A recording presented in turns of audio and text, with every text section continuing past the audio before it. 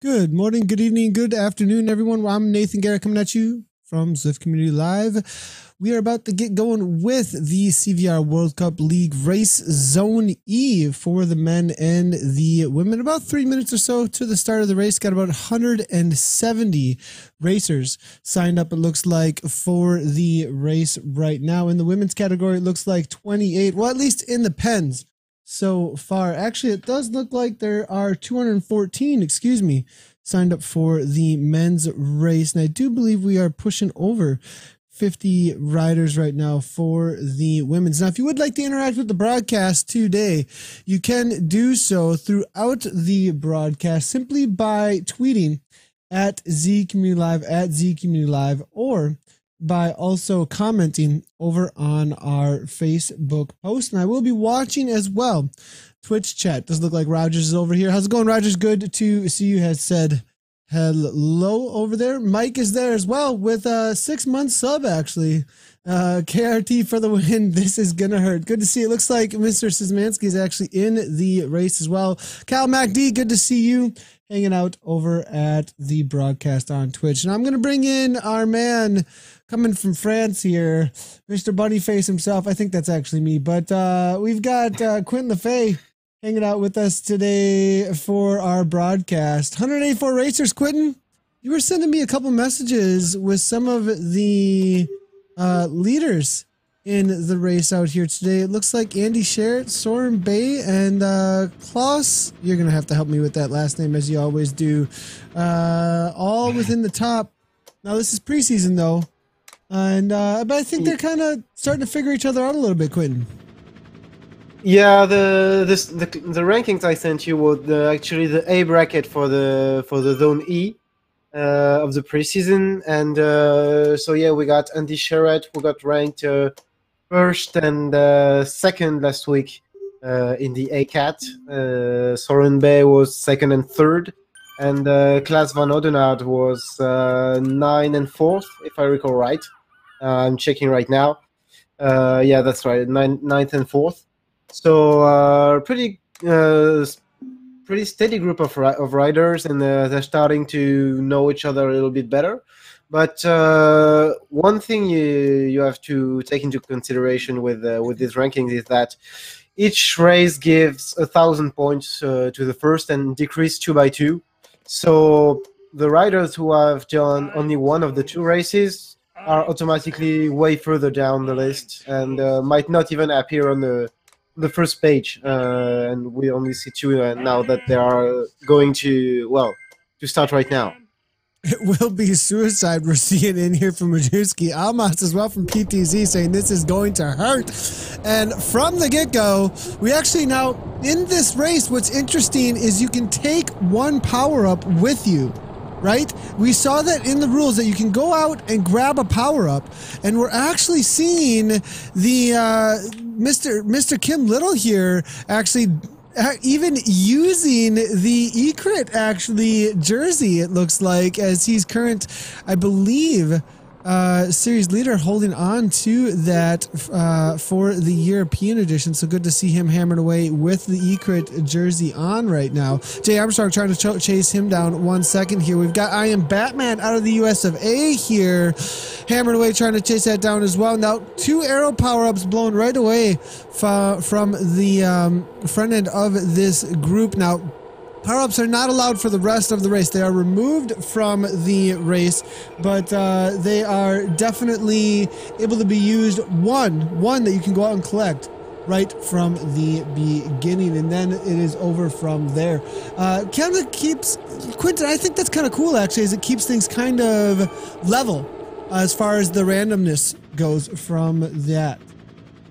Yeah, one thing we have to remember is that even though we have the right to have a power up at the beginning, we cannot keep it for very long. Like I think after a third of the race or after a couple of sprints you go through, the power ups disappear. And even if you haven't used it yet, I tried that last week. Wait, yeah, really? I tried that. Yeah, I tried that last week to keep mine for the sprint, and it disappeared after like a third of the race. I went through a banner and the power up was just gone. And well, I was a bit surprised and a bit frustrated, but that might be something new coming on into the racing. Interesting. So I've never seen that before. A power up that you're holding on to disappearing actually in the middle of your race. So perhaps some of the races that have called the power ups are now maybe making it so that you can only hold on to them for so long. Interesting to see there. Now we do have T Bonnell here up to the front. This is the women's race just getting going here. And it looks like Bonnell here. We are on the Watopia flat volcano course in reverse, everybody, and this is going to be a very tactical race out here. The main place that we will be seeing any kind of attacks is most likely into the volcano and then out of the volcano on the downhill section, and then climbing out of the new ruin section next to the Italian village, and then on Ocean Boulevard. So those are really the 3 to 4 key places, I would think, Quentin, that you could see any attacks outside of tactically anybody on any of the teams trying to pull something off. Yeah, the options are definitely not well. There's not many options on that course, and if you want to break things apart on that kind of course, you have to get a group of 5, 6, maybe 8 riders, especially for the men's race. If you want to break away from the peloton, it's very hard, and you have to get that group to work with you and to get as much room as you can from the pack to be able to, well, to do your race with that smaller group. Looks like for some reason our video over on Facebook has stopped. We'll try and get that back up and going, everybody, just so you know. I'm going to go ahead and contact production and see what's going on there. But in the women's race, we do have Kay Falk here from Vision, as well as Hole here as well. 2 Vision Cycling girls here on the front, women on the front here. Bonnell as well. We had a big discussion actually recently. I call everybody boys and girls for the youthfulness that they carry into the world of racing here. But with recent craziness around some of that, I want the opinions of the women out there. Let me know what you think about that.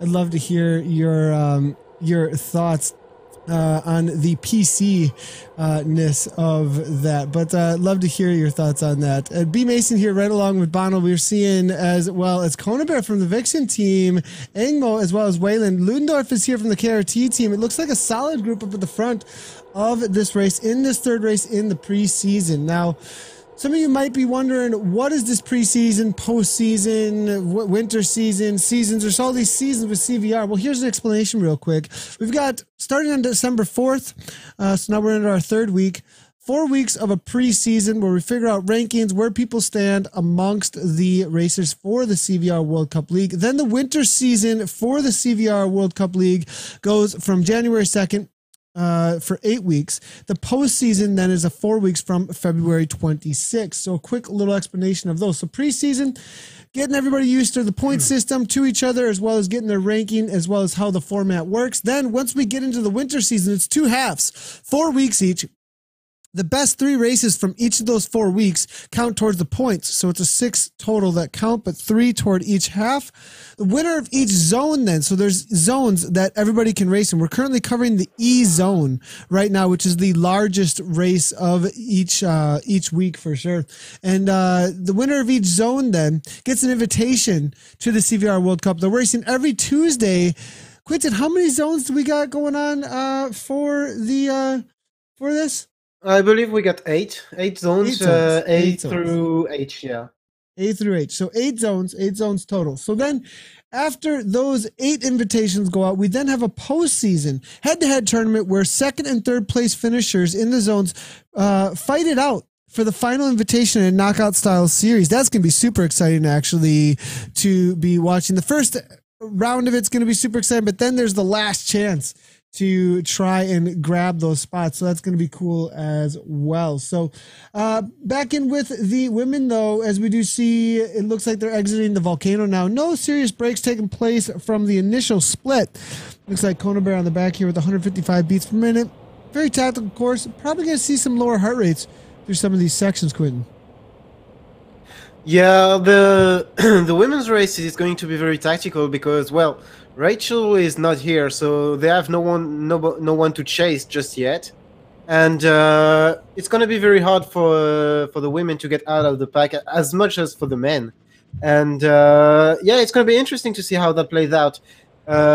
Either Christine Falk feels just like last week and wants to go out the front right now, or maybe she will be waiting for the final kilometers on a flatter course than last week. And with that, the other women are going to gain much more confidence being in the front group, and it's going to be interesting because the mental part of racing is going to come into play with the finish coming close and not being dropped at that point. Is going to be very encouraging for a lot of women to and wanting to grab that win today.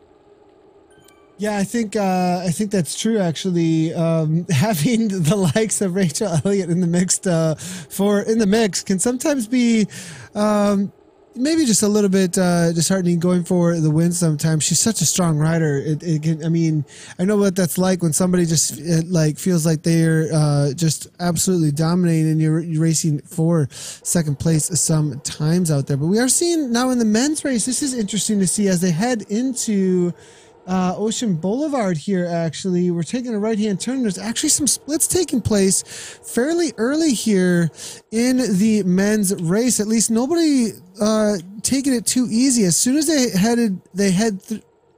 as soon as they headed out of the Italian village past the Scotty the Squirrel statue there, we were seeing a couple of splits there because of that uphill grind now, and we are seeing off the front there for a moment. There was a Vision rider, actually, it looked like, with an attack. Majewski here, also from Poland here, it looks like, up toward the front, trying to drive this attack a little bit now.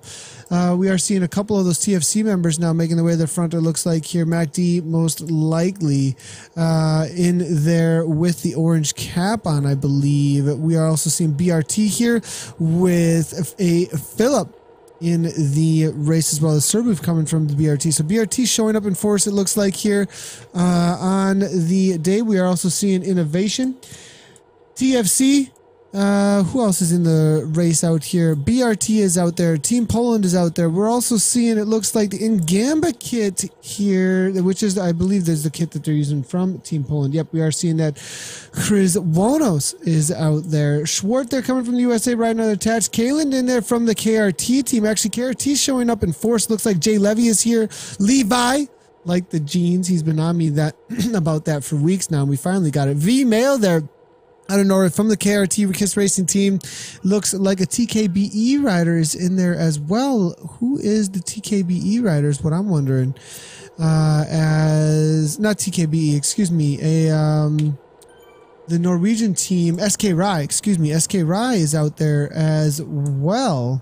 Batman though, riding solo for Gotham, it looks like, out there out on course now, but no splits really looked like they were able to stick.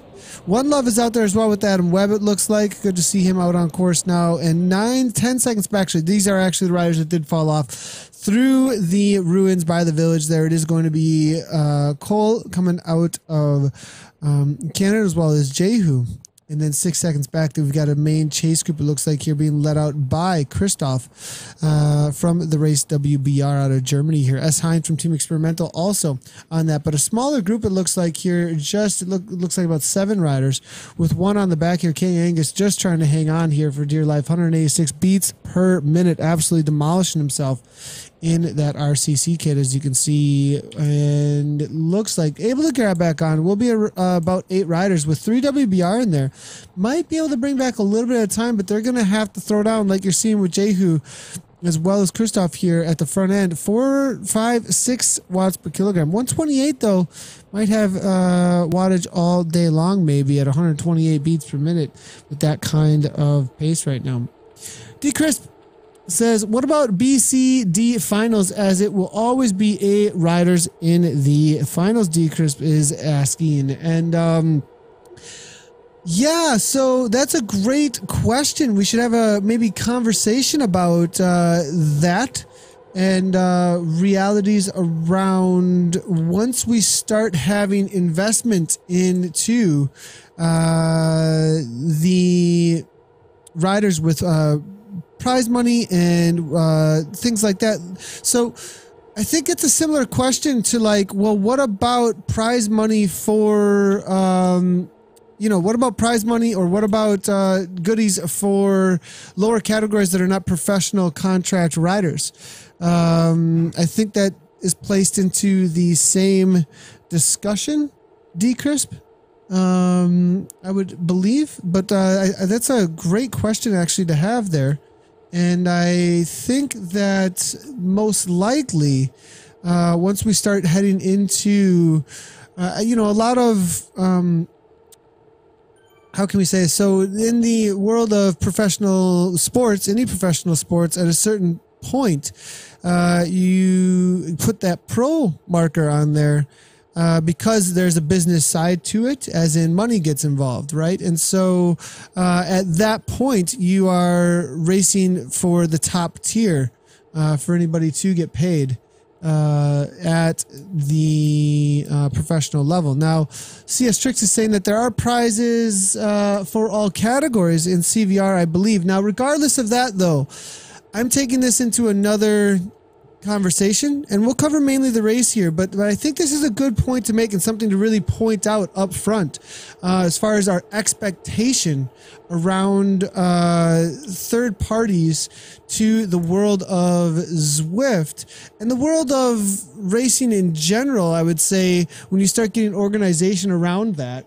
I lost Quentin there for a second. Sorry about that, Quentin. And so when you start getting organization around the world of racing as a business that is starting to dole out prizes and is starting to dole out recognition at the top level, where it is worth it with the marketing and all that stuff is going to be the flagship racing. And there's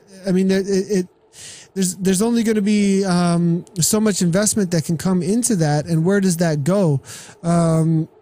You would not have the professional racers able to put the amount of time, effort, and the training into their racing to be as fast as they can be to fight for those top prizes actually without that payment. And if we're in very, very early stages, but in esports this was similar.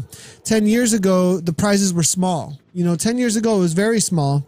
There wasn't a whole lot going on in the world of esports where we had any kind of sustainability for somebody to be a full-time professional player.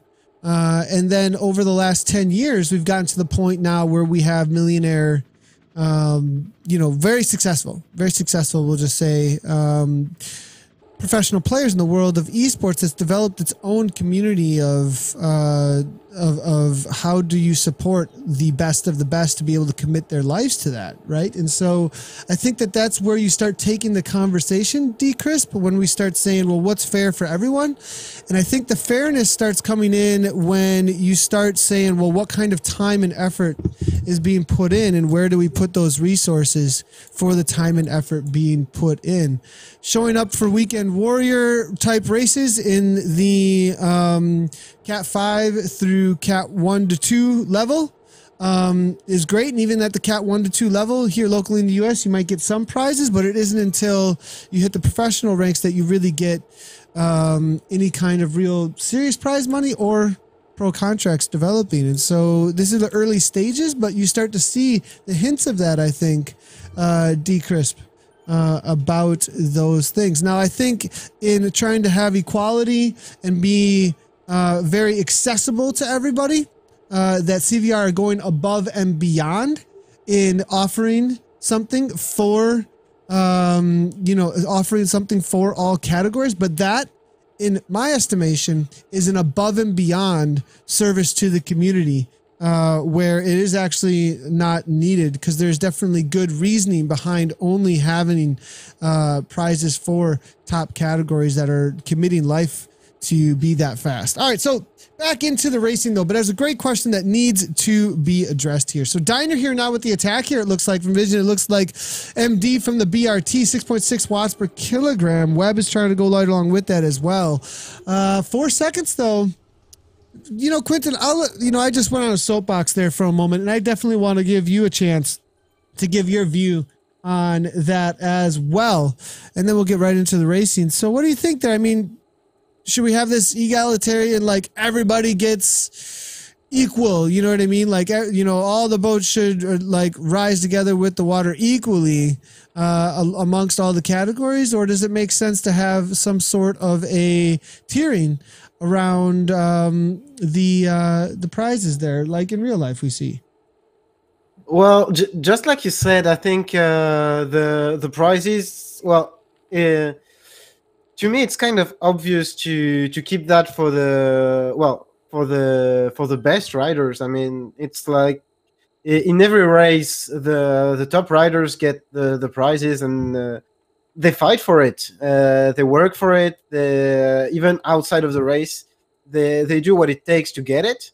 And I'm not saying the lower category do less, but it's not the same kind of effort, and it's supposed to encourage the people to rise to the higher level they can.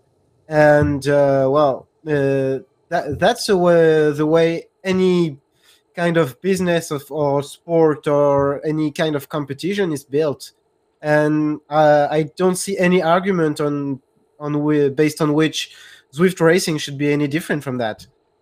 It's a great point, actually, and I think actually what you said there also, there is no precedent. Now, I'm not one to say that just because we don't do something in general, right, that the general public isn't doing something means that we shouldn't do it. I don't think that's the best argument in the world, but you know, tradition and history has shown us across the board, across all sports, that the marketplace for sport definitely shows that having the prizes like that reserved for the tippy top of the categories is always the way things work out in order for that encouragement, I think, like you said, for people to try and reach for those stars, you know. So looking through here now, and I think there's a lot more to it than just that. And we would have to look into like sports economists actually to come onto this program to get into all of the nitty gritty of the basics of it all. But that's, I think, the explanation there for thanks a lot for the prompt into that decurse. Now, I'm sure now we do see at the front end of the race here, making a little bit of a kick toward the front now. It looks like 5.1 watts per kilogram. Majewski here as well out of Team Poland, chasing that down. 4.8 watts per kilogram. Chuzinski as well, Team Poland. Poland showing up in a force in those Ngamba kits up at the front end of this race, as you can see. And I think they are shutting down this attack here coming from Schwartz right now. Bring It All is there as well from the Vikings team. Looking through now, Race WBR is on the front end of this race. Now, has there been any more splits though? As we look through here, I am Batman. Cedarholm is here as well. Nable's Webb there from One Love. I have a feeling a few of these riders extremely tactical. I mean, Jay Herman here. Haven't seen him at the front once so far, I don't believe. We did see Dinah with that attack go, and I do believe he was brought back into the fold, though. And so nobody able to really get away just yet. And I have a feeling it's going to calm down all the way to Ocean Boulevard here, Quentin. Yeah, I think it's going to come down to a sprint. I mean, the first 4 races that we had today, as far as the World Cup League goes, they all ended up in a bunch sprint. So it might have been 5, 6, 7, 8 guys for the smaller races, up to 15 for the bigger one today. But I think we are going to see a sprint, unless a couple of very strong riders manage to get out of the pack in the last lap, and that's not out of the question actually, because as we've seen it right now, they are entering a very tactical part of the course, which is the moment you enter the dust section right before the Italian village, and that's where breaks can happen, because you have that small incline going up in that dirt section, which can be pretty hard, and that's where the very strong rider starts to push, and then you have a little flattening across the fountain. Then you go under the house, and then you got that small bump as well right after that. And then it goes down to Ocean Boulevard, and that's where the splits can happen. That's where they happened in the first lap for the first selection, and that's where they can happen every lap. And that's where, well, the if a group can get out at the last lap, that's the point of the race where it can happen. Yeah, we are seeing, like you just said, the section that we were going to see some attacks here through the dirt road into the Italian village here, and BRT here up to the front with MD. It looks like Straczynski is there as well, but here comes Kim Little in that Ecrit leader's jersey, absolutely demolishing on the yellow Tron bike as well. But here goes K Little right along with Herman there, following up that attack. Looks like the two off the front now at this point as they take the turn into the fountain section here. Scotty the Squirrel is going to encourage them on. It looks like a little bit of a gap starting to form to a few of the riders in the back there. A couple splitting off the back, it looks like. See if they can hang on. We do see the names there coming through with Jay Armstrong, Mac D as well, TFC. Jay Baller hanging on the wheels, though, of the attacks up front. We were up into 6, 7, even 8 watts per kilogram for a moment there, but it's all settled back down. We have a question actually coming from Alan P. Perry here, actually, over at our Facebook feed. Good question.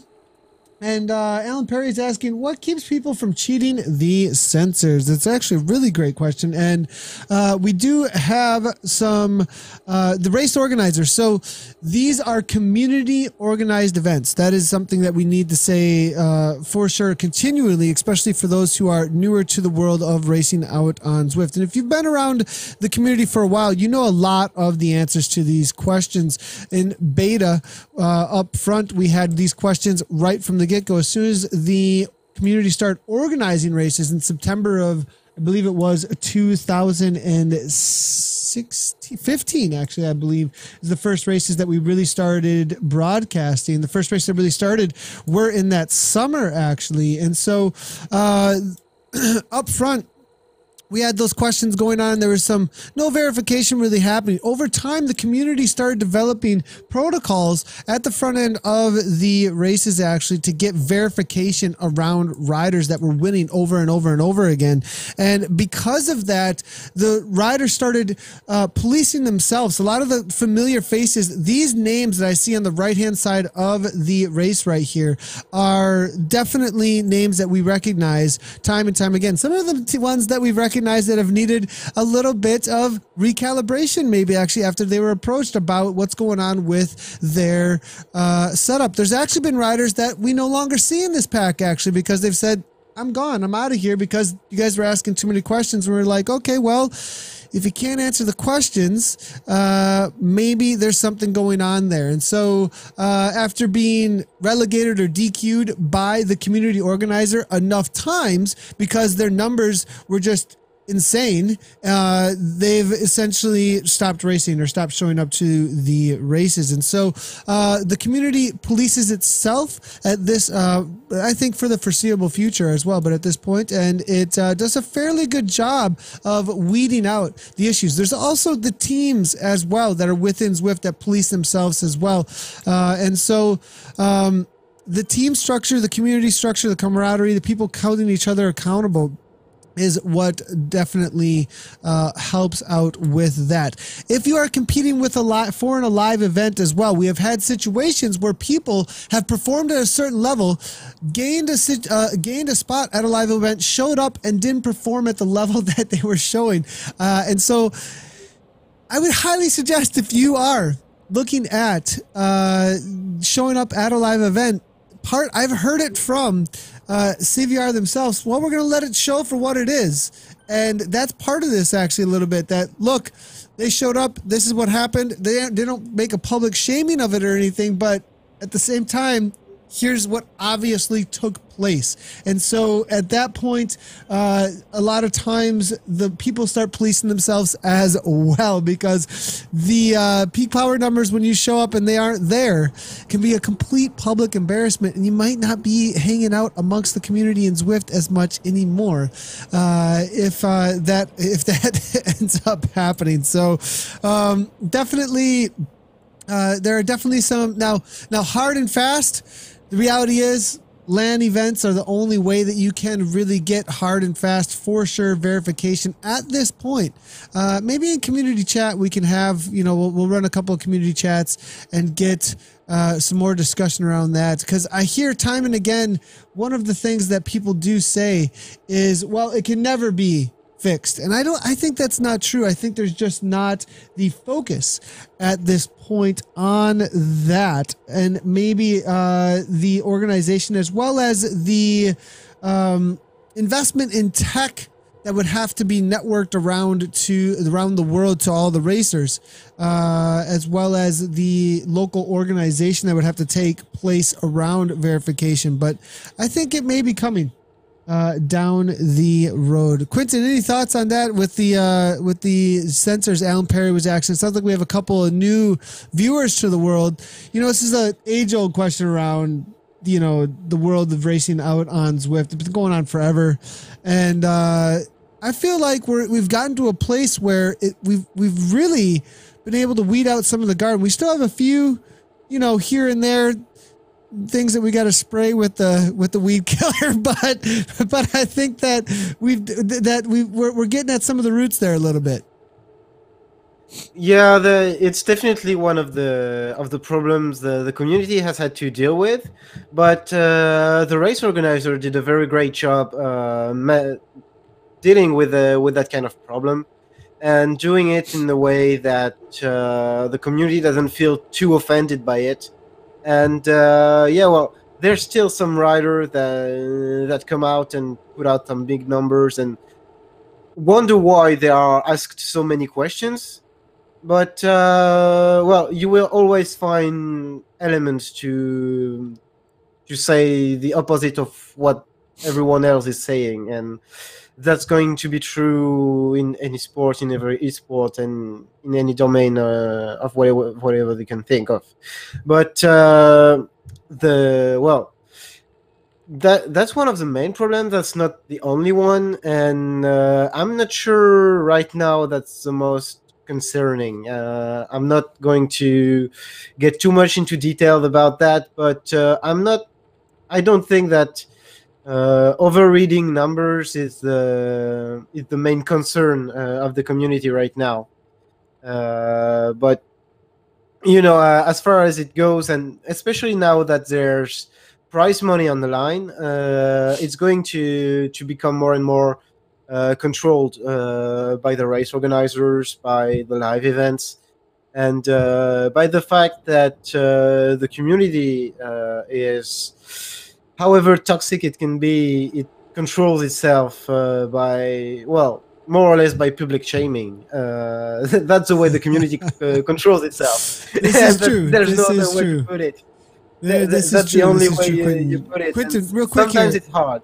We have we had a little bit of a break there taking place. Actually, Diner there was attacking. It looks like it was actually instigated by Team Poland. Actually, they look extremely organized actually today, Team Poland, which is very interesting to see. We saw, it looks like Majewski as well as Truzinski there with an attack off the front. It was followed up there by Diner. It looked like they might have gotten away, but the second they hit that uphill grind, it was all back together. Now, what's interesting though, it does look like it did cause a little bit of a split there. With 102 back, there is a rider. Actually, they did all get back on terms, it actually looks like, as MD and a few other BRT riders look to instigate over and over the top of the climb there. Up in the 172, though, we were seen as low as 120 heartbeat from a few of the riders, but it looks like those heart rates have come up insanely actually after hitting that section of the course here. This would be a great time to make a counterattack actually out on course. Not sure that we are going to see that right now, as I believe some of the riders are maybe not super confident that would go anywhere. If they did attack here though, there would be some opportunity. MD here does seem to be keeping the pace high now. Goran right on his wheel actually might be also going for a little bit of a stretching out of that elastic, trying to get it to snap, because they will be going into a little bit of climb before the right-hand turn into the volcano actually. So this would be a perfect opportunity actually after the climb out of Ocean Boulevard to try and get away though, but with such a large group here behind, maybe no motivation to try and make that happen. But actually here we go. We are seeing an attack there coming from the KRT rider. Will be Jay Hodges here, the cake man here off the front. Mr. Zwift Power himself here powering up off the front here. Kim Little following it up here, knowing that that's a good wheel to follow now. Kim Little now with a counter there up in the 7 watts per kilogram as they make it into the climb here, and they attack before the climb. This is going to be very difficult for any riders who are looking for a recovery after coming out of Ocean Boulevard, after that a little uphill grind that was made them go into huge numbers now. The follow-up has to come. Kalen here trying to follow up. No, Kalen holding the door actually, full-on hold door going on here now as we're seeing Diner here from Vision Cycling seeing 10 watts per kilogram. Herman now going as well. This is a split moment. I think this might be where we see this race blow up right now here. Quentin, I think this is all said and done for a few who might be in some spots of bother right now. Well, it's definitely an interesting move because we can see 4 or 5 riders going on the front, and if these guys manage to work together, it might be GG for them. And now it's going to come down to whether Kim and James are going to work with the 2 Vision guys. And they have like 4, 5, 6 seconds. And if they can work together, 4 is enough with the quality these guys have to go to the end. Yeah, and so, I mean, look at this. On the front here, 5.7 watts per kilogram. It's 7 seconds now, Quentin. Can they hold on to 7 seconds, though? Look at that group behind. It's the biggest blob you've ever seen. It's got like 50 riders in it, looking for a spot in the CVR preseason right now. 5.8 watts per kilogram toward the front, though. Diner and Herman, some of the strongest riders we've seen out on Zwift here, with Kim Little as well as Hodges. These two, I mean, we've got some of the cream of the crop here up toward the front end of this race with 7 seconds. They're going to have all the motivation to be working together, I would think, unless for some reason Hodges and Little do not want to work together with Herman as well as Diner here. But it looks like they're starting to snap that elastic a little bit here, and we are seeing it looks like Webb here from One Love here trying to take the pace up a little bit up toward the front end of this race here. MD from the BRT team here now up toward the front. It looks like 5.5 watts per kilogram, 162, but it doesn't look like they're getting a whole lot of help. The organization at the front end of this pack here just doesn't seem to be there, and the seconds continue to go out. Yeah, it's well, that's the most important part, is that the organization at the front of the peloton is going to be the most important thing in the chase. And we see Kayland in I think that's him in the first positions of the pack, and he's basically trying to break that organization to favor the breakaway from Hodges. And we are going to see so important here. Yeah, that's where the team is important. That your teammates are going to come and break the effort from the other teams, and that's where you need teammates to do that. But I'm not sure these guys have a whole lot of teammates. But at this point of the race, it's also going to come down to who's got the legs to do the effort, because some people might just be happy with sprinting for 5th place. And they might be happy with the top 10 or top 15 or whatever the place is, because, well, it's a preseason, so they don't have to win anything. They just need to be there, compete, see where they're at. And they might not have the same motivation chasing a group of 4 that has just gone away. Yeah, that's a really good point, actually. Being preseason, they might not be looking for the W outright here, but we do have Tassilius here coming out of Sweden. Actually, unfamiliar with this rider here. This is a newer rider to the world of our race coverage here. Good to see him kicking off the front here, taking that speed into the downhill, closing down very quickly that gap that is there, gaining 2 seconds on the pack here, doing a solo bridge it looks like here. Pinto on the front here from the PTZ team now, 5.6 watts per kilogram coming from him. It will still be 8 seconds off the front for Herman and Hodges and Diner. Now this is the section that I thought this was a make it or break it section on the downhill out of the volcano. Definitely one of the sections where they had to hold on to that gap, and if they were able to hold on to enough time through there, then most likely will be able to hold on to this gap. But we did have a solo bridge here coming from Tassilius. Now we're starting to see some motivation put into the legs of a few of the other riders. They're starting to see rider after rider go into that front group. So now we're starting to see all these other riders trying to get in on that break here, as they're starting to see riders let go from the pack here. Now it's Turksma now trying to go forward here. Pinto here trying to hang on. It looks like MD trying to grab onto that wheel there, not get snapped off the back here. But the riders that are going to be suffering are going to be the ones that are not involved at the front end of this race here. Now a few of them might just be trying to play it smart now at this point, as we do see Schwartz here, Heigel, Armstrong, the 176, MR from Race WBR, the 155. A few of these riders just sitting in, trying to see how it's going to play out up front there. Webb there also seems to be resting a little bit. Little all brought back, actually, all said and done. Herman here letting the heart rate drop down, as I think they saw the writing on the wall, and it's curtains to that. Now Vale here though, or excuse me, the male here from the Karate team along with Guran now taking that counter into the uphill. This actually may be a serious threat here, Quentin, because this section of the course is one of the main sections that we have for attacks. And after all of that sorting out of the different riders there, anybody who is sitting in who's got any kind of effort left might see a serious opportunity at this point. We do see Kim Little here up toward the front, 7 watts per kilogram with that counter right now. Yeah, it's definitely the best time to counter, because like we said the lap before, it's one of the hardest parts of the course, and it's the one you can make breaks happen.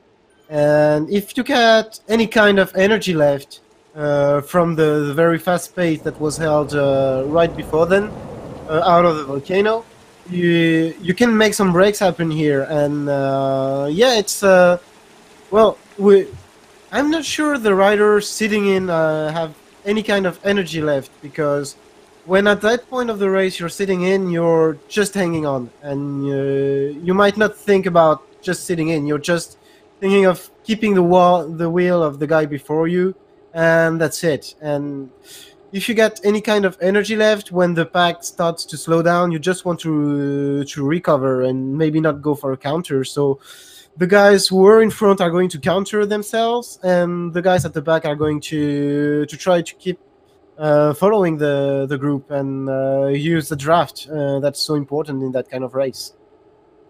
So back into the women's race here, we are jumping around a little bit. We thought we had a solution for one of the bugs that we had there for jumping around, but it's not quite working just yet. We're almost there, everybody, but it's not quite with us just yet. But we can grab these riders quickly here, hopefully hold on to them for long enough. But my feed from the women's race is struggling a little bit right now, but we do have Kay Falk here off the front. It looks like from vision, it looks like first place currently, 4.2 watts per kilogram. She does have, it looked like a solid 30 some, maybe even up to a minute there over Wayland and the rest here. Kay actually 125 to the next rater that I'm seeing, but that's actually 9th place actually. As you can see here, we're jumping all over the place right now. So Wayland here, 3rd place. It looks like 2.4 watts per kilogram right now. And she is amongst a few other riders, I believe, as she's switching spots here over and over. K-Hole here also from Vision Cycling. It looks like is right along with Wayland. Well, actually 19 meters back, actually. So this is an all-out battle here between the women, actually, as they jump around a little bit, though, for us on the feed. Looks like Bono here, along with Wayland, they are working together, it looks like, here to hold off the Vision Rider, who's trying to close that down.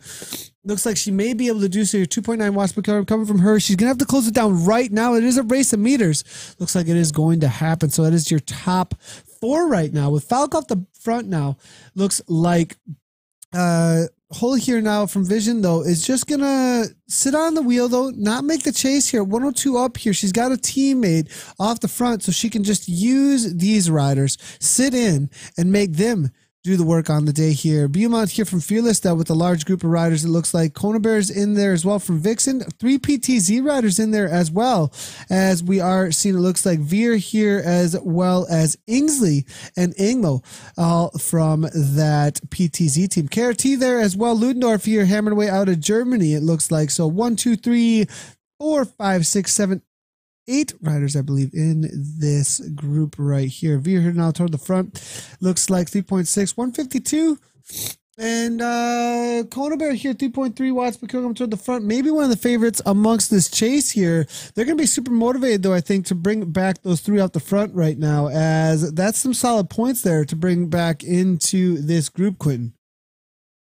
Yeah, it's definitely going to be interesting to see how this group can chase the 3 before them, because we see almost 8 rider. I see Lowendorf, Conabear, Inslee, Mason, Engmo, Daniela M, Beaumont, Louisa Veer, and they have very good riders. And now the main point is to see if PTZ is going to get some help, because they have 3 riders in that group, and the other teams are only 1 per team. We have KRT, we have Vixen, we have AHDR, we have Fearless, but PTZ is the only one with several riders, and it's going to, well, we will need to see if the other riders are willing to work together. But as we now see, they are willing to work with them and trying to bring that back.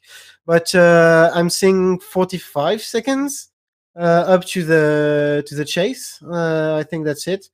And we have Bonnell, Owl, and Wayland in that first chase behind Falk.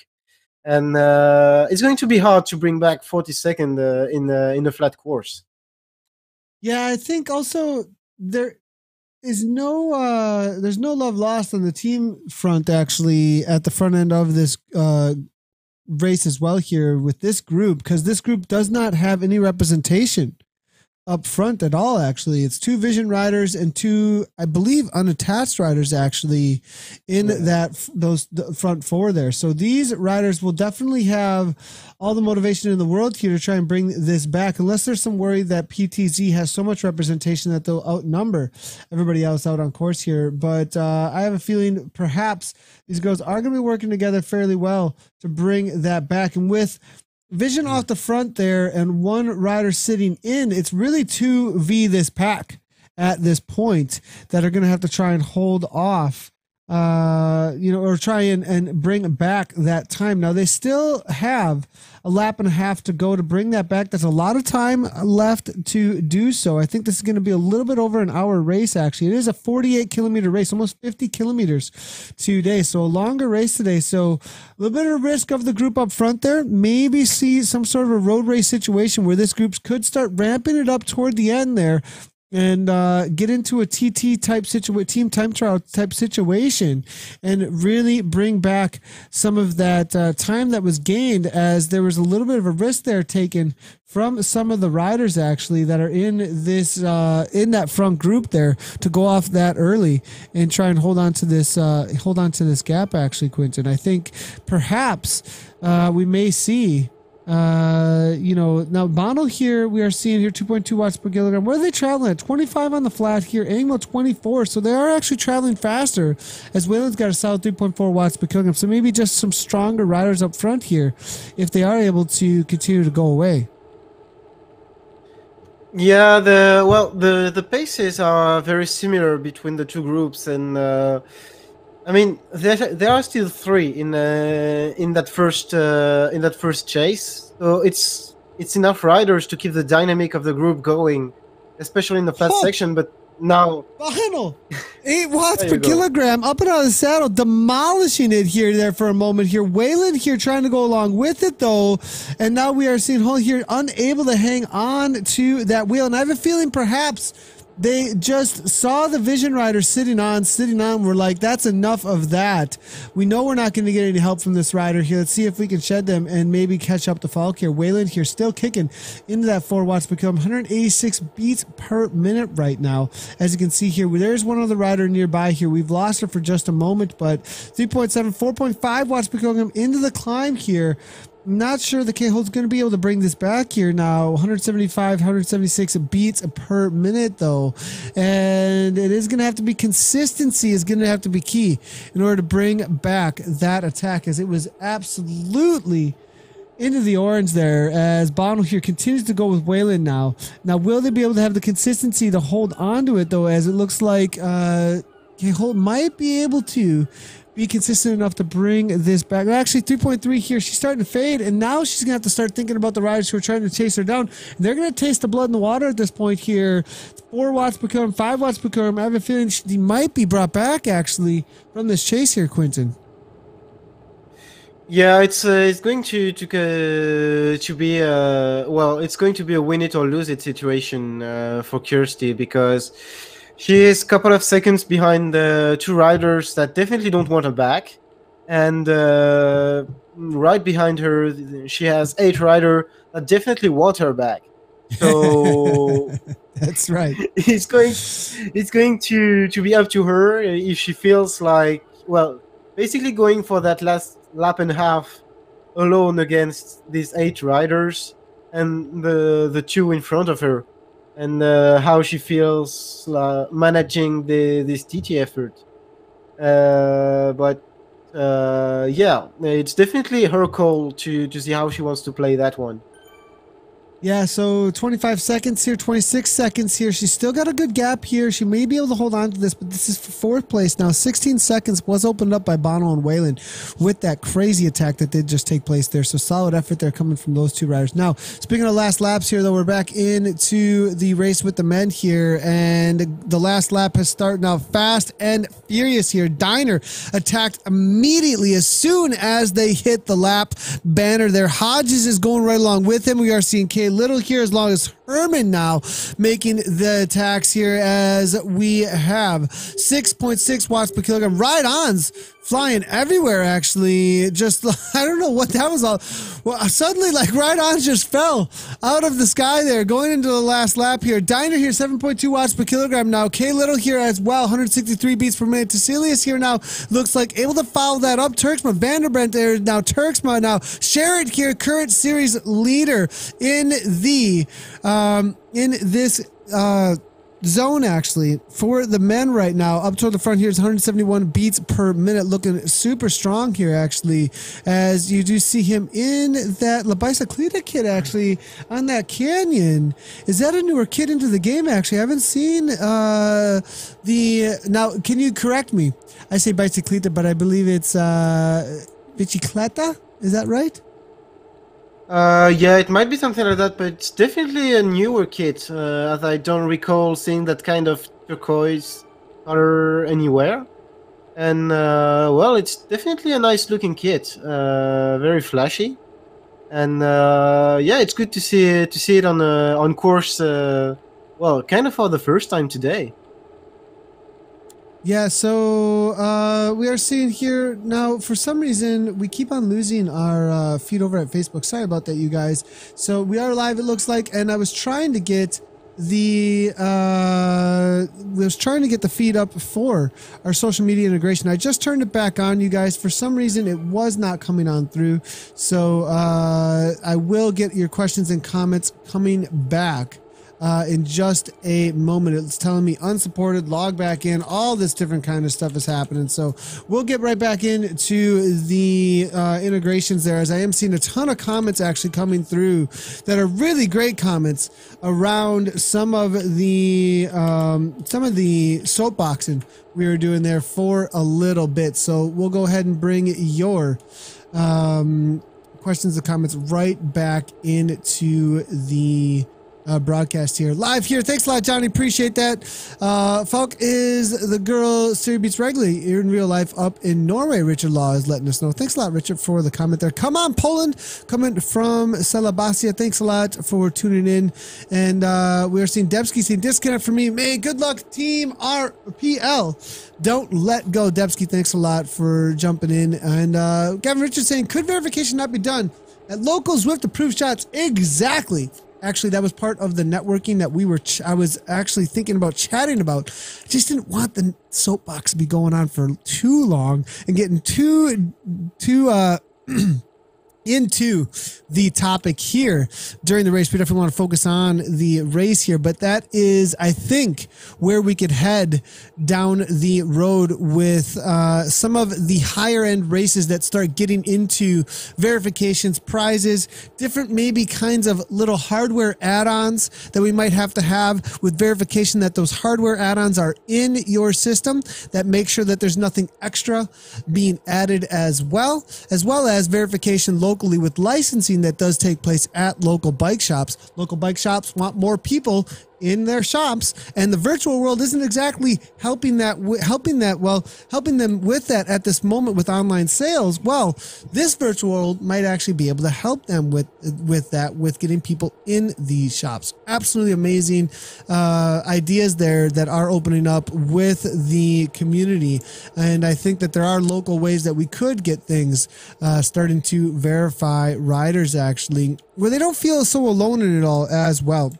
I do think that is coming down the road. Great questions, great comments, everybody. Really appreciate everybody joining in over at Facebook. Now, if you haven't done so already, make sure to head on over to the Twitch channel, though, as Facebook, as you can see, is not a committed live streaming platform. It does have live streaming on it. It's great. It's essentially, for those of you who are looking to do some live streaming, it's essentially great advertising because you can hit up a lot of people with quick little views, but usually that's what they are, about 10 to 15 second views. Those who are watching over on the live streaming platforms like Twitch, which is our main focus for our live streaming platform, Zwift Community Live, are there to consume the media. They're there to hang out, chat, and actually watch for a longer period of time. And as you can see, there's a running chat over there with lots of familiar community members hanging out over at the Twitch chat. Hi, Twitch chat. Good to see all you guys over there. So head on over to twitch.tv/Zwift Community Live. Hit that follow button. For anytime we do go live, then you will get push notifications to your email, Twitch app, both on your desktop as well as your mobile app as well for Twitch. So hopefully we'll see you guys over there hitting that follow button. It looks like here Trzynski here up toward the front here, the mountain biker out of Poland. It's got some fans for sure in the crowd today, as we were seeing a couple of the Team Poland, it looked like riders jumping into the broadcast with some chat there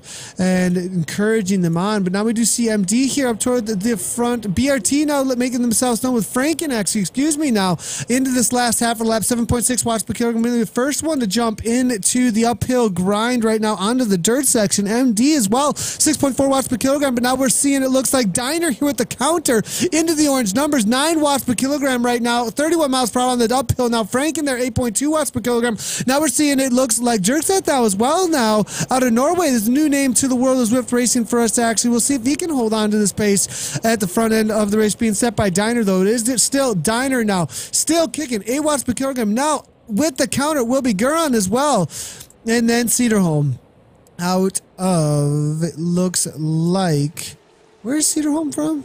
Coming out of Norway as well, I believe. Now Teselius now is there. We are seeing Churchman now up toward the front here. Everybody able to hang on. Levi is there, the man from the KRT, sitting quietly in here. 184 beats per minute now. At the front though will be Cedarholm making his way to the front. Excuse me, Schwartz. No, who is it? I can't find anybody at the front end of the race. Team Experimental with Vanderbent here. Is this a new ad to Team Experimental? Vanderbent, unfamiliar with the name actually, with a newer Zwift bike. Is this an addition here, Quentin, to Team Experimental? I think it is. I think it is. I raced with Vincent a couple of times a few weeks ago, and it definitely wasn't Team Experimental at the time. So I guess it's a new recruit for them. And he's a very good rider, very good TT specialist as well, and it's definitely a great addition and if you can play the team game, it's a great kind of teammate to have in the team.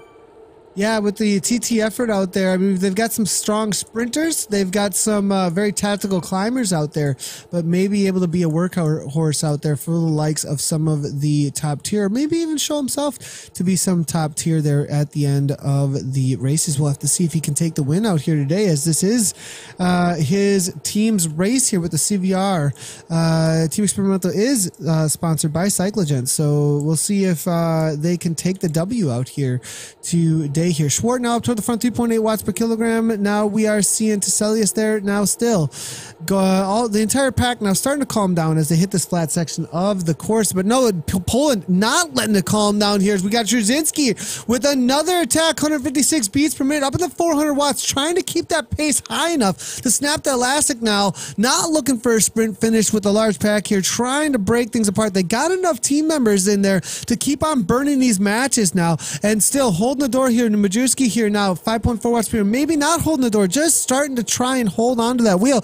Not sure that's the right tactic, though. Maybe a little bit unfamiliar with the likes of Zwift Racing as he allows the elastic to come right back together. But now a few off the front here, Hoppy Marita there on the purple truck there. MD, they've got about a second, but they've got to, it's got to be at the front of this pack. You want to make a break happen, 6 to 7 watts per kilogram. Absolutely. If you got that 1 second, I would say 7 watts per kilogram, drilling it, holding on for 30 seconds, let the next one come through. It's not happening. And now they're moving backwards again. So again, if you want to cause breaks, you got to attack in the orange numbers and then bridge with orange numbers. You cannot just go slowly off the front. It is not going to happen. It has to be fast, furious, and quick attacks in order to go anywhere.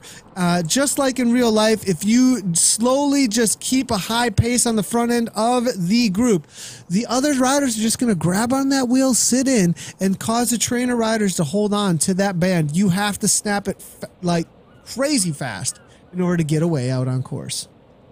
We are seeing CS Tricks here saying Vanderbilt knew a few weeks ago. Thanks a lot, Tricks there. Rider forward, Team Experimental. And Vanderbilt is saying is a beach racer. Westerhoff, what does that mean? What is a beach? Do you know what a beach racer is?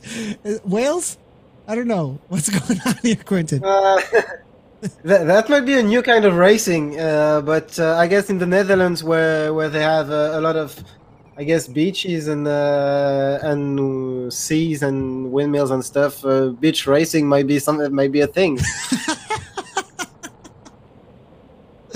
So that might be, I mean, makes sense. I mean, beach racing is the next step from CX, right? So we want more sand in our races. Where enough sand? Have you ever seen those races where it's like literally it's just the CX race was like a couple of dirt sections, some like some pavement, and the rest of it was like a sandbox essentially is what it seemed like, and they're just like running through sand half the time. So MTB slick tires on the beach, lots of wind. So it sounds like essentially they took the CX races over to the beach in order, because they couldn't have enough of it, it sounds like. So first off, thanks a lot. I appreciate the info there. Very helpful actually. Now we are seeing, it looks like a little bit of a gap forming again here. Trzynski just does not want to stop. 6.2 watts per kilogram. Looks like he was listening as he starts to snap that elastic a little bit here. Levi's there hanging on, maybe thinking that was going to go somewhere, but Hodges on the downhill with 8 watts per kilogram, attacking 500 watts, trying to make something happen. KRT's getting organized, it looks like here. They're making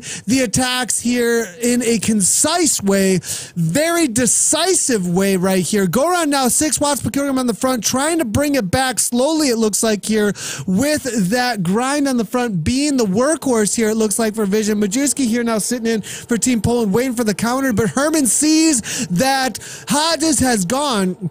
But no, this is not a counter, it looks like here, just maybe knowing that Hodges is not on a serious attack here. We're trying to egg out a little bit of that effort there from a few of the other riders here. Diner here 2 seconds back now, 4.3 watts become 175 beats per minute. The riders now trying to rest up, it looks like, looking for every little last bit of energy that they can before the all-out drag race out of Ocean Boulevard. Hodges being brought back into the fold now before the final mile here out on course. We're entering the final mile out on on course here as they're about to exit Ocean Boulevard. Who's it going to be? What's the prediction here? I'm going for Diner. I mean, no vision favoritism at all. I just think Philip Diner is rested up and maybe tactical enough today for the W out here today. What are you thinking there, Quentin? Chat, let me know who's going to take the win. Better let us know quick here as it's about to open up. I'm going to go with Kim Little. He's shown some very good sprints in the past few weeks, and today he hasn't told me that he was sick, so he might be feeling good. And well, I mean, why not? After all, he's been killing it in the Ecrit, which are all flat races. So why not seeing him in the sprint? Yeah, I think that's a good. I think that's a very good prediction, actually. Kim Little for the W. We'll see if he can pull it off out here today. And he's currently leading in so many different respects, actually, for the different series, actually, here. And we are seeing him, the current series leader for the E-Crit right now in that yellow jersey. Maybe be able to represent with it. But here we go. Kim Little, 6.7 watts per kilometer. I think he's just trying to hang on at the front here. Vanderbilt there going as well from Team Experimental, though, trying to hold on to the front, doubling up at the front here will be Team Experimental. Kim Little now making his way to the front, making sure that he doesn't get out of position into this final sprint here as we head through now.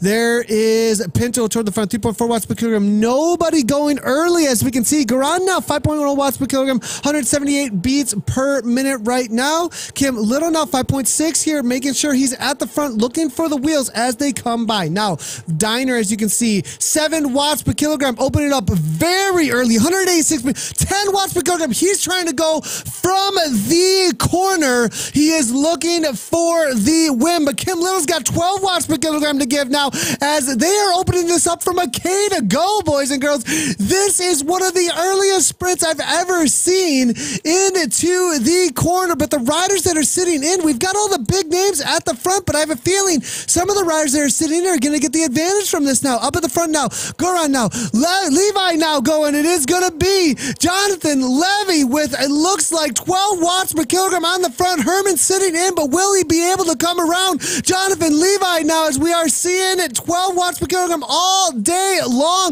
but it's Kim Little now coming around at the final. Who is it going to be? Kim Little? No, it's going to be, it looks like Wonos now at the line. What an effort. It was Wonos followed up by Levi there, I believe. No, Male, excuse me, V Male at the line. Let's look at it one more time here, boys and girls, as I called it totally incorrectly. That's how it looked like there. As Wanos, it was Chris Wanos there, Team Poland there for the W, it looks like, as they come to the line here. Levi went at the front end of the race there, but was unable to hang on to it. Kim Little was leading it out, but comes around. It will be Drujan. Drujan unable to hold on to it there as Wonos goes along them there now. And then it was Male there sitting in on the wheel, looking for that last ditch effort as he came around on the left-hand side of Drujan there. Grabs onto that second place, but it was Kurzwonos there, out of Team Poland there, able to hold on to the pace. Wonos, Male, and then maybe Majewski actually from Team Poland just nipping, I believe, the other rider there that was Andy Sherritt, actually. Sherritt might have been able to grab on the third there. We'll have to wait there. It looked like Sherritt was right on the at the end there. I believe it might have been Sherritt there at the end of the sprint there, just barely nipping out for third place. Let's take a look real quickly here as they came across the line. I am just seeing Sherritt maybe nip out the rider from Team Poland there, Majewski there. So Sherritt and Majewski right at the line there. Not sure if there was the correct order there between the two that I called up. It was definitely Chris Walnuts followed by Male. Then it was either Sherritt or Majewski there across the line. Solid effort there between them all there, actually. So good to see you guys all hanging out in chat. Little equals win, Adams in. There was a good try there on the call there, but didn't end up happening that way. I'm gonna see if I can find the women out on course, boys and girls. It's I'm gonna keep moving forward, actually, is what we're gonna do, and see if we can find them. As my feed on the other Zwift is in the pens. So we're going to move forward. If Quentin, do you have eyes on the women out there for what their location might be out on course? If you do, that would be extremely helpful. Now we got turned around actually. We have I'm like going to look for almost that. 5,000 I should people. have that. Yeah, we've almost got 5,000 people out on course here, boys and girls. And we're attempting to get back in with the racers. I will quit the event over on my other feed. If we can find the women's race here, we will as fast as we possibly can. And I will grab their race finish. They're probably just finishing Okay, up. I got them. We have Location, Quinn? yeah, we got Christine Falk. She just got out up over the bump after the Italian village. She's going down to the dirt sections. So before the Ocean Boulevard, she just passed the juncture where you go from to the rivers KOM and right to Ocean Boulevard. Great, thank you so much. I will be able to find that. That would be an easy spot to find. We'll head on over there. And yeah, the chasing group is right at the Italian village, actually. Not too far behind, actually. They've closed down a little bit of time. We should not have got turned around there. Good to see our Brit out on course. Rob Britt raced him a couple of weeks ago, actually. So good to see him out there hammering away. And we are seeing, it looks like maybe a race actually finishing up that he's a part of. And now we have found ourselves within. So we are all kinds of stuck, boys and girls. So we'll see if the ZHR Masters is finishing up. Hopefully 18.5. And now we will exit it. We have exited. All right. Good to see. Interesting fan view things happening here. As you keep on getting stuck in all kinds of racing situations here. So let's keep on moving forward here and see if we can find the, now she should be right around here, but I can't. Yeah, you can see her. You're in the CVR race right now. Oh, I'm in the CVR race for the men though, so I can't. Yeah, you're in the CVR race for the men, but she's just going to the first bridge. Well, the second bridge of the marina actually, and she's going to be soon at the. Well, when I say she, I'm talking about Christine, the leader of the race. She's going to come through the windmills, the big windmills at the bottom of the mountain climb. She's going to come by there pretty soon. I don't think Kirsty got back to Rosie and Taylor. No, Kirsty actually got caught by the group of 8 that were right behind her. So we have Rosie Wayland and Taylor Bonnell, 1 minute and 20 seconds behind Kristen. And then we have Louis Daver, Anja Lewendorf, Britt Mason, Daniela Rose, Kirsty Hall, Steve Engmo, Lynn Bowmans, Sonia Inslee, and Carrie Conover. Actually, only 20 seconds, 25 seconds behind that chase group of 2. So it's going to be interesting because second place is still up for grabs in that race. And they are, well, still at the first bridge over the marina here, and soon to be entering the dirt sections before Ocean Boulevard, as Kristen is almost down under the sea level. So let's see if I can.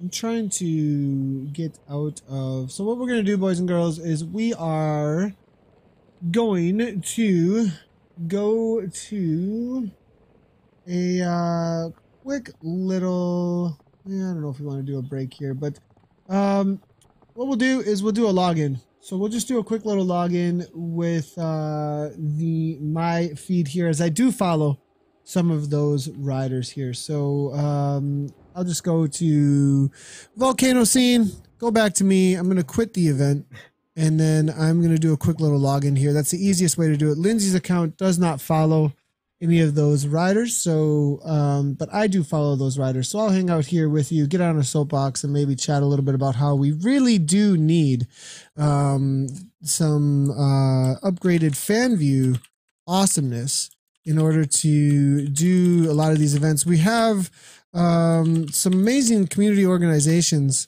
that definitely do depend on fan view mode in a lot of different ways, as well as the rest of the viewers out there who would like to maybe watch their friends and family and other people do a race or a ride and get jumped around all over the place like that. So, I think that there is maybe a strong argument just to be made that fan view maybe needs a little bit of attention right now, as it's definitely difficult to stay with any of the riders out there. Now, I do believe I do follow Carrie. Do I not follow Carrie? And so, nope, I do not. Christy, I do follow Kirsty though. So I'm gonna go ahead and get her out on the ride here real quickly, actually. So yeah, you should get them. They are just entering the boulevard right now, the chasing group. Yeah, so okay, here we go. So it looks like Beaumont right along. It looks like she was actually caught there actually. So yeah, let's jump right into the race here. Now we got jumped around though right away, but now as we do jump in here, we do see it looks like Ludendorff from the KRT team. It does look like Ingmo as well as Kona Bear. Now up front there will be Falk now looking for the W. Bono there 212. So Wayland, now this is actually interesting here. Bono and Wayland only holding on. Is that right? They're actually about to be caught and all back together now at this point.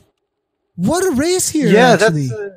That's when you see two rider against a pack of almost 10, and that might actually have been a smart move from Kirsty to drop back to that group of 8 right behind her, as she's been able to sit in that group and leaving the two strong women battle it out against each other and against that group of 8. Yeah, this is pretty amazing actually here. The catch that has been made now.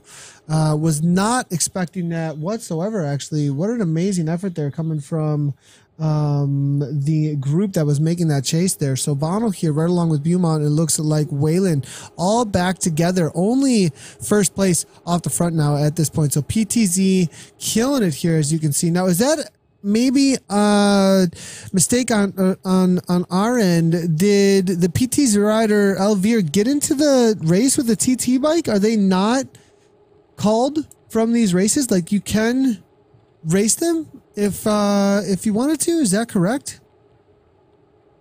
I'm not sure, but I think if now we see her with a TT bike, she might have entered with a TT bike for the league. I'm trying to look at the rules really quick to see if there's any kind of regulation on that kind of thing, but I'm not seeing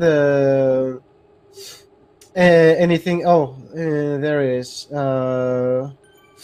I'm not seeing anything on the bike, so they might have the right to ride with the TT bike if they want to. Good question here, actually. And looking through here, and Quinto Moss saying I had nightmares last 2 days streaming. Had recorded, then stream the highlight. Interesting there, Quinto Moss here. But now we're seeing. So looking D Williams, that's interesting. Yeah, it'd be really easy, I think, D Williams. It'd be really easy to find one other rider out on course. That is a really good point, actually, for RGT. When I think the problem might be that we have 3,000 to 4,000 other riders out on course out on Zwift here. Okay, Falk here now. Shots fired here. 3.8 watts per kilogram. Going to be taking the W, it looks like, here in the women's E zone here. Solid ride here coming from K Falk right now as they makes her way across the line now, and it looks like 1 minute back though. Will be Beaumont there opening things up for Team Fearless. We'll get into that sprint here in just a second as Falk here takes the W for the women though in this zone. Now about to take the right hand turn, around the corner here. We do have a couple of attacks here taking place here. Veer now 5.1 watts per kilogram. We are seeing 176 beats per minute with a TT bike actually. We'll see if she can hold off here now as she takes a right hand turn. 1 second is the gap here. 7.8 watts per kilogram, demolishing herself, it looks like, here to hold on to this pace right now. We'll give her a ride on. 3 seconds is the gap here. Bono and the rest are going to have a solid lead out train here to try and bring that back, as this rider just has speed for days here, it looks like here. 3.9 watts per kilogram is all she's got left here. She might have put a little bit too much into that corner now, as we got Mason here, 6.6 watts per kilogram, starting to open up her sprint here, up her 189 beats per minute. Will Mason be able to hold off the rest of the pack though? Veer with one last kick, 4 seconds up. It might be too little too late for the chase here for that second place position. We'll have to see if there is any relegation for the TT bike here, but now third place is going to be up for the grabs here, as we do see Mason now making that sprint. But will it be Mason? No, it looks like it's going to be Waylon, maybe just nipping her at the line. I believe it was Wayland able to grab that sprint there real quick at the line. As you can see here, it looks like it was going to be Veer here coming across the line here, followed up very closely by those sprinters there. Now Mason here, as you can see, taking it to the line at 9 watts per kilogram, but I believe it was Wayland just barely able to come across. I think Mason was able to hold on to that next spot out there. Yep, she was, but by a half a wheel length, Wayland takes that third place away from her. Solid result there for the women. Now, back into the results, though, over at ZwiftPower.com. Marcin Grzwonos with that late attack. Not always the strongest rider. 3.9 watts per kilogram on the day. B-level watts per kilogram, actually, takes the W today in that CVR, Quinn. That's interesting to see. Yeah, well, on the flat course, it's almost never the guy with the most with the highest watts per kilogram who wins, and it's more often than not the guy that was able to sit in to get his teammates to work, and we saw that really well today. Team Poland has 5 riders in the front group. And I'm looking to see if I can find them because they deserve to have a word for them. Since we have Maciej Maszewski, who will get 4th place, who was in the front group, as well as Piotr Strzezinski and Trudzinski as well, and Gregor Saransko, who finishes a couple of seconds behind. So Grzwonos has 4 teammates to set up the pace, to chase the breakaways, and we saw them work all day. And yeah, they had a very good organization, and yeah, it's very impressive to see what they were able to do with 5 riders and how organized they were. Everyone seemed to know their role, what they had to do, and it's well, not logical, but it's a good advantage Grzwonos had in the sprint against Mel, who's then again the KRT team did pretty well with Hodges and Kalen and Levi going to the front and trying to use the legs of the other riders. And Charette as well took 3rd place. And well, very consistent rider, very good sprinter. So we kind of expected him to be at the rankings he's at right now. And then after, so we got Maszewski in 4th, and we got the Vision riders going 5th, 6th, and 7th. Then Kim Little coming 8th, Levi coming 9th, and Goran taking the 10th spot. But very smart racing from all these guys. A lot of team tactics, which are always very interesting to see, especially on the flat course. And yeah, it was definitely very exciting racing to watch today. Yeah, the sprint there, like you said, how it played out, I think Team Poland, man, they're going to be a force to work to work against for sure and have to deal with. They've been showing up to these races and being very organized. And, you know, we did not see them in the summer season or even last winter season so organized here. So I have a feeling they're going to be watching out for Team Poland as we're seeing Chris Walnos had set in so often. So many. Now, the thing with Chris Walnos is we did not see him throughout the race very often either. I mean, there was not a whole lot of action from him. And it looked like a lot of matches were burned by a lot of the other riders out there. Mail there coming in, it was actually 1/100th of a second difference at the end of the race, actually, according to ZwiftPower.com there. Chris Walnos there, solid effort, though, with that sprint. 3.9 watts per kilogram on the day.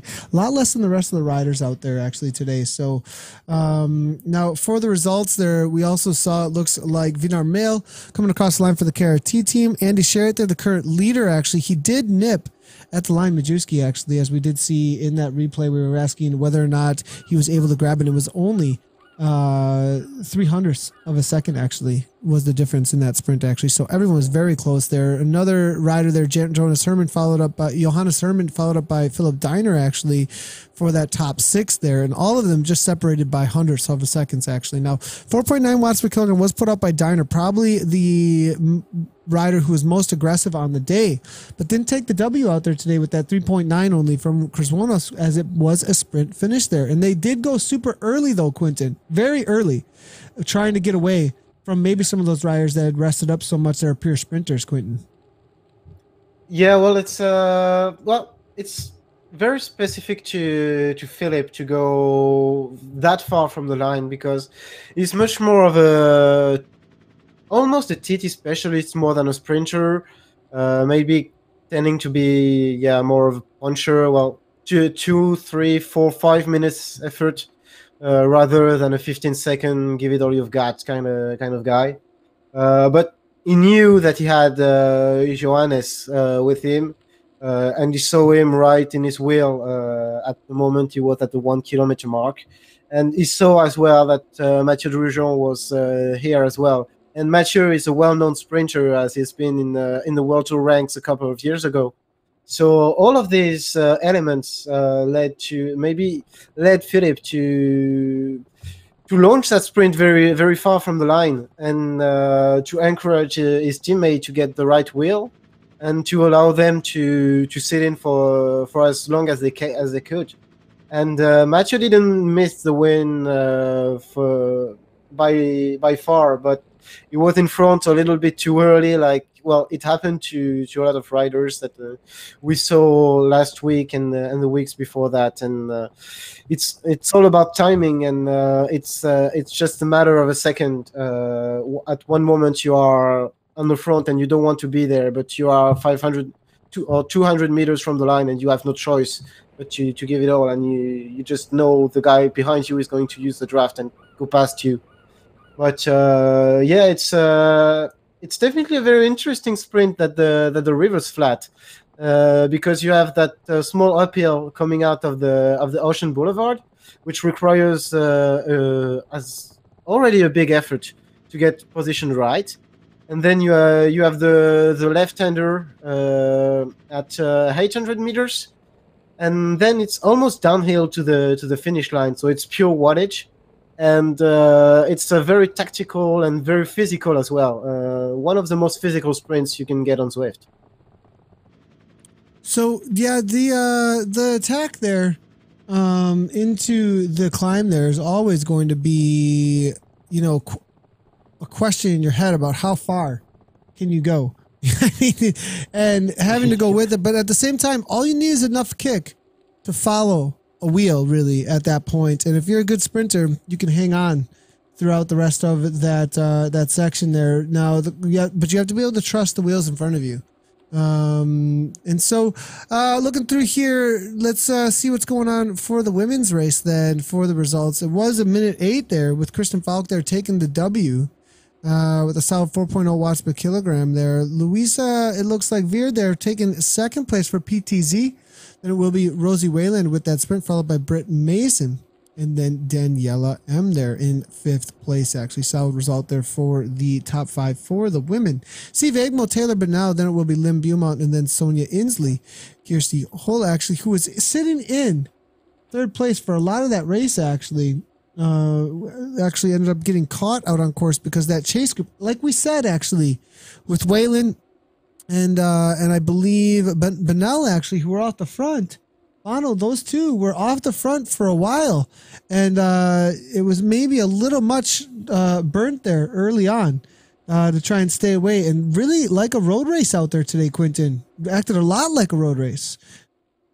Yeah, exactly. And we saw some very good tactic from PTZ, trying to get VR back to that 2nd place, because, well, actually Christine didn't gain as much terrain as she did last week. She finished with 1 minute and 10 seconds, and last week she finished with over 2 minutes. So on a flat course, it's much more tactical, and the PTC girls definitely did play that one well.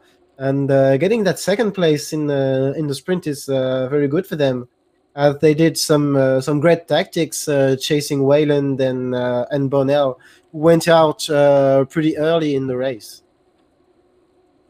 Yeah, for sure. And so that was definitely a good effort there, but definitely unable to hang on. Still was able to grab a solid result though, and for one of the riders there that were in the break there, but it was risky there for Kirsty. She ended up paying for it a little bit, it looks like, after Bono and Waylon did make that attack there. But solid effort there from all the women in the top 10 and the rest actually as well. Carrie Koneberg actually coming through in 12th there. Anya Ludendorff for KR2 there in 11th.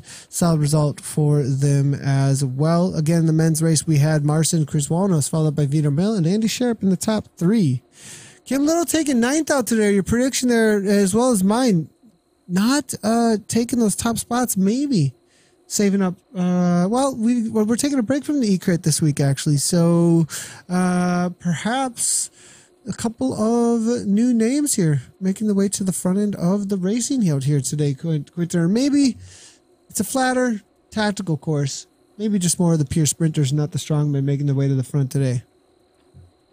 Yeah, maybe a little bit of that. Maybe, well, they were pretty aggressive all race long, and they might have paid for that. And they were beaten by less than half a second by the first on the line. So that half a second, that might be the price for all the attacks they threw during that hour of racing.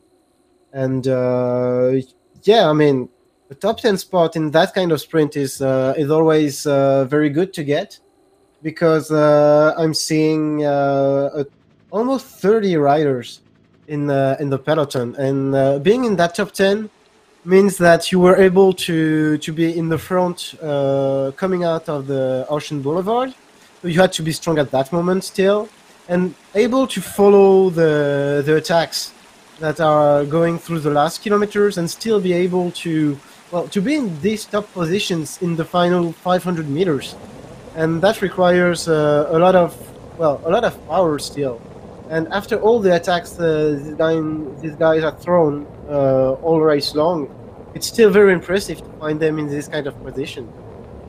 Yeah, super impressive. All right, so looks like, well, I'm getting some network issues now, it looks like. So maybe it's time to go, as our stream is starting to give me a couple of little warning signs there. So that's going to be it from us, boys and girls, for the CVR World Cup today. Solid result there all around in the E zone. We'll be back tomorrow for Workout Wednesday, as well as the SCR race series, which is coming down to the last couple races actually in the SCR series. If you've been following along with that league, I believe we are going into races number 13 through maybe 14 and 15 actually now, if I look through the results actually, see if we can find anybody who's done all of them. We are going into race number 13, I believe. To be race number 14. 14. Yeah. Okay. 14th race. tomorrow. 14th race. So, all right. Thanks everybody for tuning in. Tomorrow, 14th race in the SCR race series. Quentin, thanks a lot for joining in with us, bud, as always. And we'll see you tomorrow, I believe. Yeah, sure. Thank you for having me. And yeah, I guess we'll see you tomorrow. All right. Sounds good, Quentin. My name is Nathan Garrett from Zwift Community Live. If you haven't done so already, make sure to hit that follow button over on Twitch, and we will see you tomorrow for the SCR Racing Series.